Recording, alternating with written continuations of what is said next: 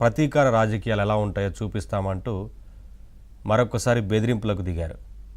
ఇప్పటికే కళ్ళు మూసి తెరిచేలో 2 ఏళ్ళు అయిపోయాయి. ఇక మరొకసారి కళ్ళు మూసి తెరిస్తే 3 ఏళ్ళు అయిపోతాయి. ఆ తర్వాత మన ప్రతీకార రాజకీయాలు ఏంటో చూపిద్దామంటూ బెదిరింపులకు దిగారు. గతంలో కూడా ఇదే రకంగా కక్షపూరిత రాజకీయాలకు సంబంధించి ఏదైనా మాట్లాడితే కక్షపూరితంగా వ్యవహరించిన విషయం మొత్తం అందరికీ తెలిసి ఏ రకంగా వైసీపీ వ్యవహరించిందనేది.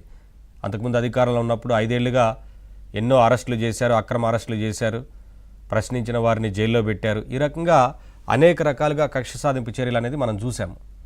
మరొకసారి అధికారంలోకి వస్తే ఇదే రకంగా ఎలా ఉంటుంది ప్రతీకార దాడులు అనే సంకేతాలు నేరుగానే ఇచ్చారు.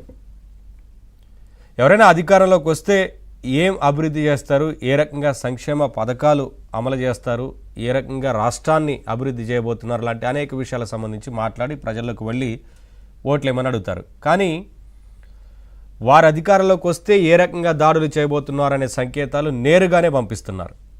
ఇది నిన్న ప్రెస్ మీట్లో మాట్లాడిన సందర్భంలో మనందరం చూసాము. అలాగే ఇదే కాకుండా ప్రతిపక్ష నేత హోదా ఇస్తేనే అసెంబ్లీకి వస్తానంటున్నారు. ప్రతిపక్ష నేత హోదా ఇవ్వకపోతే అసెంబ్లీకి వచ్చేది లేదని తెగేసి చెప్తున్నారు. అయితే ప్రతిపక్ష హోదాకు సంబంధించి గతంలో కూడా మాట్లాడారు చాలామంది, ప్రభుత్వ పెద్దలు కూడా మాట్లాడారు. అది ప్రజలు ఇవ్వాల్సింది. ప్రజలు ఇవ్వాల్సిన ప్రతిపక్ష హోదా అధికార పార్టీ ఎలా ఇస్తుంది?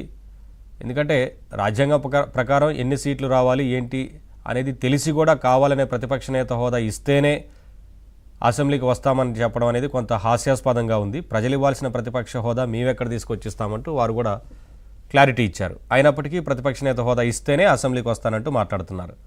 తర్వాత ప్రజల్లోకి వస్తాను, 1.5 ఏడాది తర్వాత వరుసగా పాదయాత్ర ప్రారంభిస్తానంటూ మరొకసారి వారి పార్టీ శ్రేణులకు కూడా ఆ సందేశాన్ని పంపించారు. వీటన్నిటికి సంబంధించి ఇవాళ డిబేట్లో మాట్లాడదాం. డిబేట్లో పాల్గొంటున్నారు అంకమ్మ రావు గారు, సీనియర్ పొలిటికల్ అనలిస్ట్, అలాగే రజనీ గారు, జనసేన అధికార ప్రతినిధి, వంశీకృష్ణ గారు జాయిన్ అవుతారు, టీడీపీ అధికార ప్రతినిధి. సార్ నమస్తే. సార్ నమస్తే.